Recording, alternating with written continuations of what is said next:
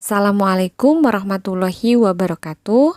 Bertemu kembali dengan saya Armela Indriani, calon guru penggerak angkatan 3 dari Kota Bontang. Dalam kesempatan kali ini, saya akan menyampaikan aksi nyata dalam modul 1.4 penerapan budaya positif melalui kesepakatan kelas dan sesi berbagi dengan rekan guru. Selamat menyaksikan. Latar belakang. Pendidikan adalah tempat persemaian benih-benih kebudayaan dalam masyarakat. Ki Hajar Dewantara memiliki keyakinan bahwa untuk menciptakan manusia Indonesia yang beradab, maka pendidikan menjadi salah satu kunci utama untuk mencapainya. Pendidikan dapat menjadi ruang berlatih dan bertumbuhnya nilai-nilai kemanusiaan yang dapat diteruskan atau diwariskan. Pendidikan merupakan salah satu pondasi dalam kemajuan suatu bangsa. Semakin baik kualitas pendidikan yang diselenggarakan, maka akan diikuti dengan semakin baiknya kualitas bangsa tersebut. Pendidikan bukan hanya mengasah tingkat pemahaman dan keterampilan peserta didik dalam mendalami materi yang diajarkan, melainkan bagaimana seorang guru dapat memanusiakan manusia.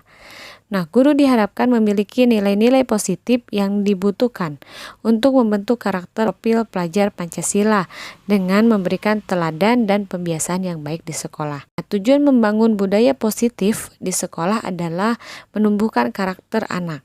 Misalnya, program literasi dengan tujuan untuk menumbuhkan bernalar kritis pada murid. Lalu ada program pembiasaan sholat duha, berinfak, membaca doa-doa harian di setiap aktivitas dengan tujuan untuk menumbuhkan keimanan dan ketakwaan kepada Allah Subhanahu wa taala. Deskripsi aksi nyata. Aksi nyata yang saya lakukan yaitu membuat kesepakatan kelas yang berpihak pada murid melalui pendekatan dialogis, melakukan komunikasi dengan kepala sekolah untuk kegiatan sosialisasi budaya positif kepada rekan guru dengan membuat pertemuan secara langsung agar semua warga sekolah mengetahui dan menerapkan budaya positif di kelas dan di sekolah, lalu melakukan diseminasi dengan sekolah lain. Berikut ini adalah dokumentasinya.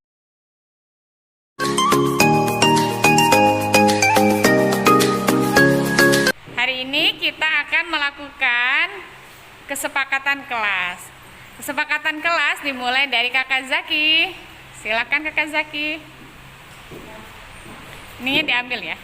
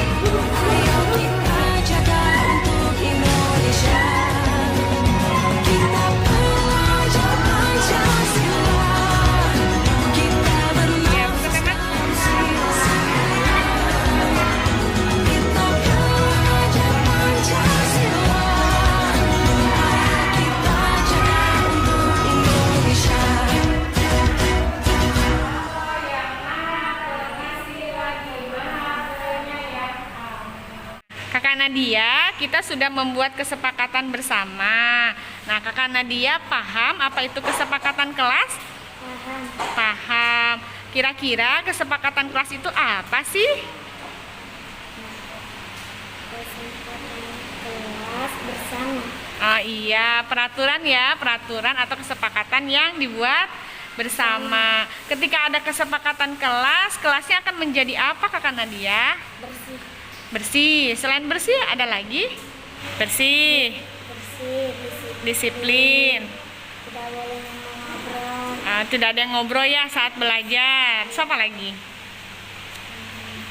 Tertib juga ya? Iya. Nah, tertib juga.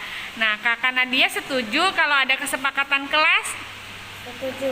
Setuju. Sekarang ada berapa sih kesepakatan kelas yang ditulis teman-teman? 7. Ada 7. Boleh disebutkan apa saja yang Kakak Nadia ingat?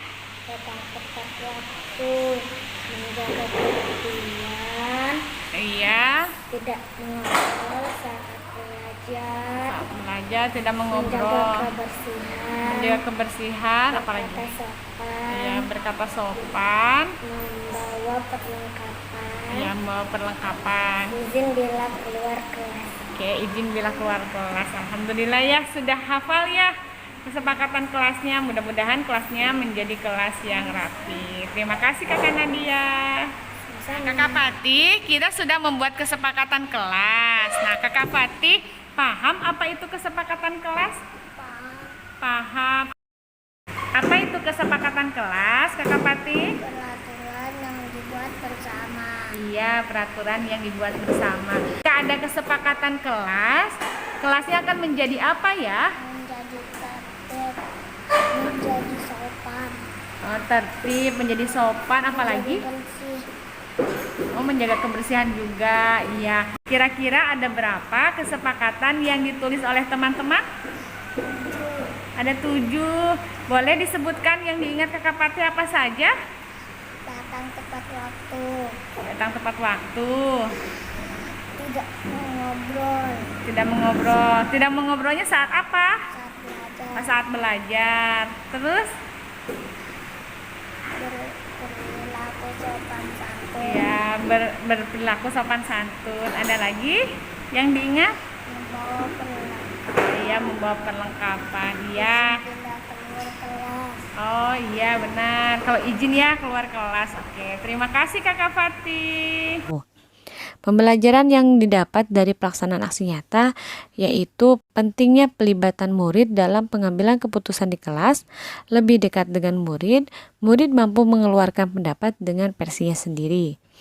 Adanya semangat untuk melakukan kesepakatan kelas di tahun 2022-2023. Murid mempunyai tanggung jawab dan mempunyai kesadaran dalam kedisiplinan kelas.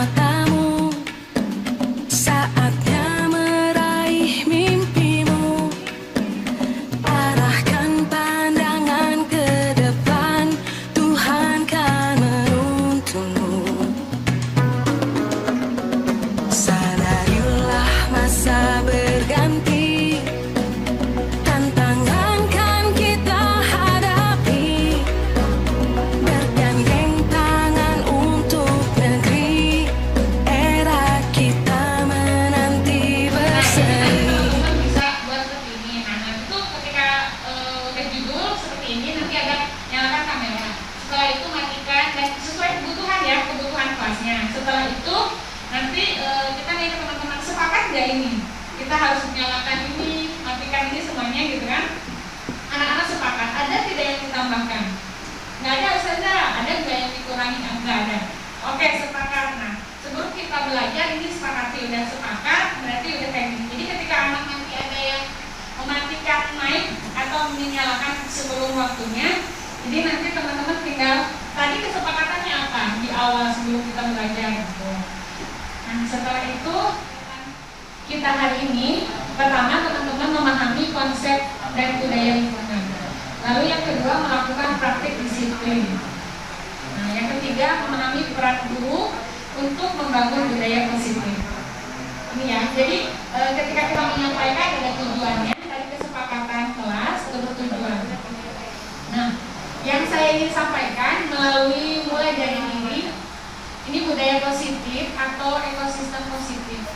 Kita ambil contoh perbandingannya dengan hidup lingkungan seorang petani. Dalam kaitannya, ini adalah kewajiban tentang seorang pendidik. Pendidik itu seperti kita sedang menanam padi. Nah, hanya dapat menuntun tumbuhnya padi. Ia dapat memperbaiki kondisi tanah, memelihara tanah, terus memelihara tanaman padi, memberikan pupuk dan air, membasmi ulat-ulat atau jamur yang mengganggu kehidupan tanaman padi dan sebagainya. Jadi, menurut Ki Hajar Dewantara, kita itu sebagai seorang petani. Nah, anak didik kita atau peserta didik itu seperti tanaman yang kita tanam. Maka kalau tanaman yang kita tanam berarti membutuhkan air, membutuhkan pupuk, membutuhkan tanaman itu harus disiangi. Kalau ada jamur-jamur atau ulat-ulat yang ada di situ berarti harus dibersihkan. Seperti anak-anak, anak-anak berarti pupuk sama air itu artinya harus disayangi, harus diperhatikan.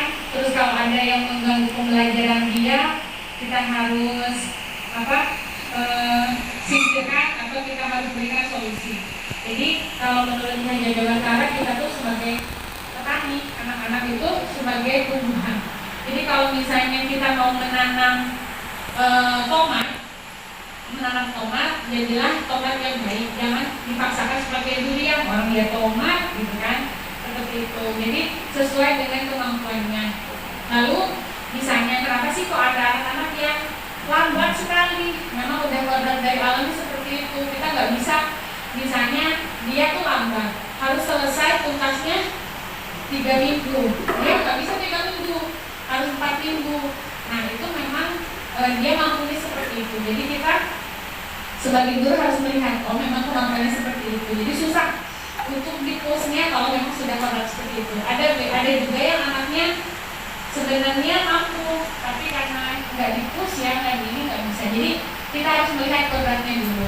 Nah setelah itu, teman-teman nanti akan mempelajari tentang perubahan paradigma. Ada yang stimulus respon, ada yang melawan teori kontrol. Lalu nanti kita akan belajar juga anti disiplin, lalu motivasi perilaku dan keyakinan orang. Yang kemarin saya demonstrasikan dibantu dengan Ustazah Nusakia itu mengenai keyakinan kelas. Sebenarnya mirip-mirip sama aja sebenarnya seperti yang sudah pernah kita lakukan, hanya saja istilahnya dan penerapannya begini. Disiplin ini membuat orang menggali potensinya menuju sebuah tujuan apa yang dihargai.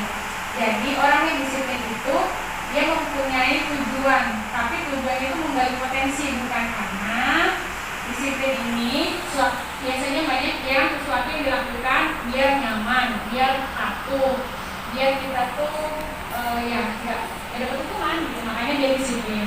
Padahal disiplin yang sebenarnya itu dia mempunyai tujuan untuk menghargai diri sendiri. Jadi dia disiplin itu karena diri sendiri, bukan karena orang lain.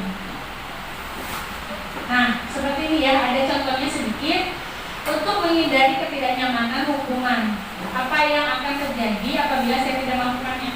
Jadi kalau teman-teman datang ke sini siang atau datang pagi, itu harus motivasi dari diri sendiri, bukan dari motivasi internal. Jadi kalau misalnya kita mau patuh, kan ada motivasi internal nih dari Ustazah Nina, nanti ditegur, nanti di ini. Nah, ini tuh hasilnya itu kita tuh motivasinya dari orang lain, bukan dari diri sendiri.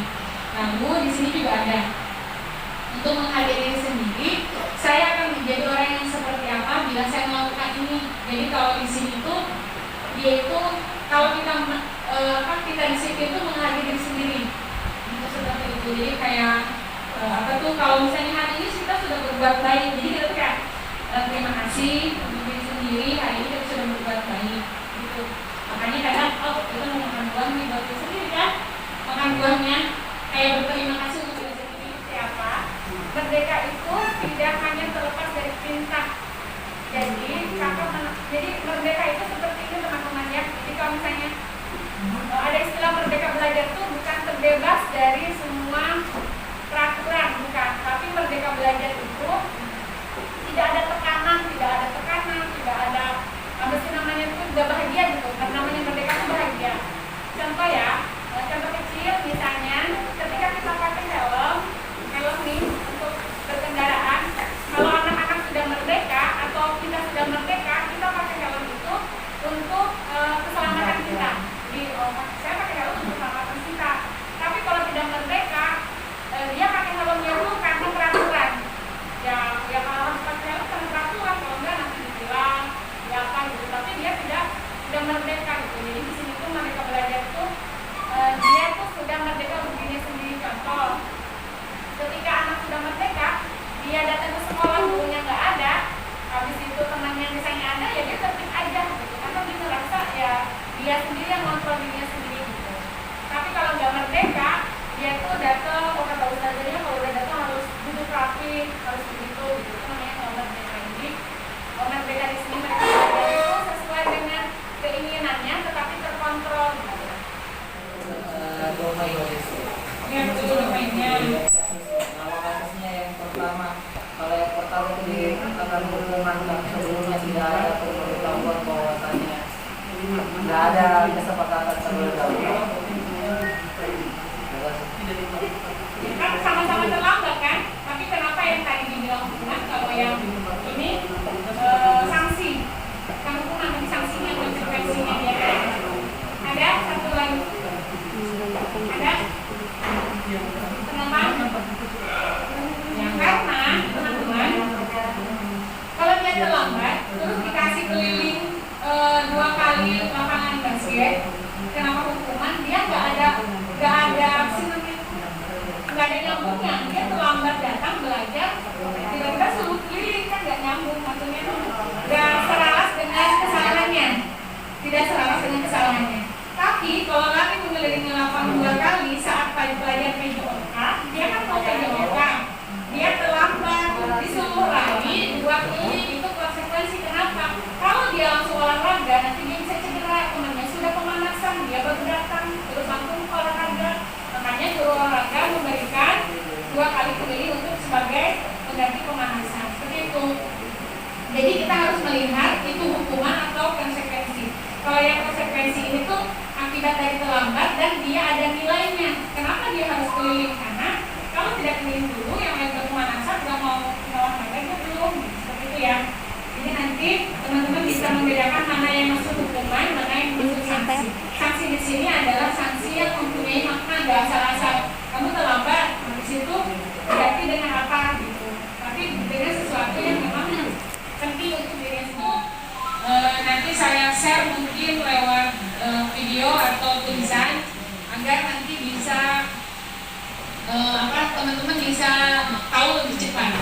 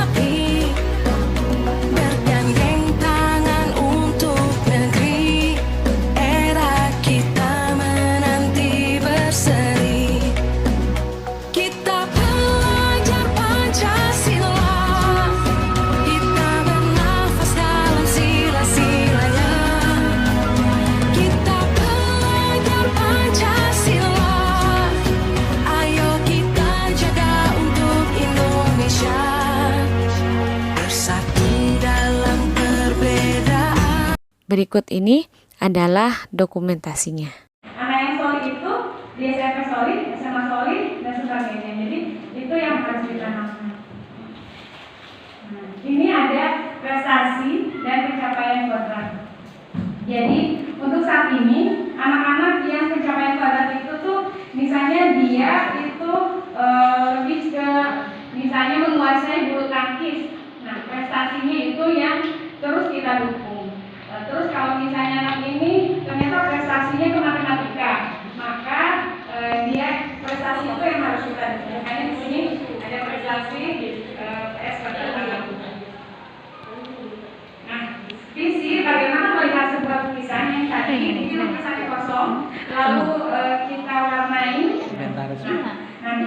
setelah kita mempunyai visi yang dicapai, maka bagaimana cara kita mencapai tujuan itu. Jadi ketika kita punya visi di depan, maka seperti seorang pelari. Kalau pelari, dia berlatih, dia mempunyai tujuan. Nah, ketika mempunyai tujuan, maka kita harus mempunyai alat, dukungan, kemampuan, kolaborasi dan sebagainya. Dari hasil visi ini yang hanya sekilas saya bisa melihat bahwa dari semua ibu-ibu ini visinya sama. Karena tadi kita sudah punya visi sekolah, maka mungkin lebih sama dengan visinya. Jadi selaras dengan visinya. Nah, untuk visi ini, Ibu, dia harus membuat visi masa depan. Jadi kalau bisa itu bukan untuk sampai SMP saja, karena anak ini akan masuk ke SMA, kuliah. Jadi visinya nggak apa-apa meloncat lebih tinggi. Jadi dan bukalah matamu, saatnya meraih mimpimu. Arahkan pandangan ke depan, Tuhan kan menuntunmu. Sadarilah masa berganti, tantangan kan kita hadapi. Bergandeng tangan untuk negeri, era kita menanti berseri. Kita pelajar Pancasila, kita bernafas dalam sila-silanya. Kita pelajar Pancasila, ayo kita jaga untuk Indonesia. Bersatu dalam perbedaan, berpegang tangan. Hasil aksi nyata ini yaitu murid bisa bernalar kritis, munculnya percaya diri pada murid, murid lebih bertanggung jawab, rekan guru tergerak melakukan perubahan positif di kelas, lebih semangat lagi menerapkan budaya positif di sekolah, lalu adanya umpan balik dari semua warga sekolah. Tolak ukur, pembentukan kesepakatan kelas yang dilakukan bersama-sama murid. Lalu adanya semangat anak-anak dalam mengemukakan pendapatnya, keaktifan dalam pembelajaran dan umpan balik dalam kesepakatan kelas. Dokumentasi dalam kegiatan kesepakatan kelas dan sosialisasi dengan rekan guru. Saya sampaikan dalam aksi nyata modul 1.4. Semoga bermanfaat. Wassalamualaikum warahmatullahi wabarakatuh.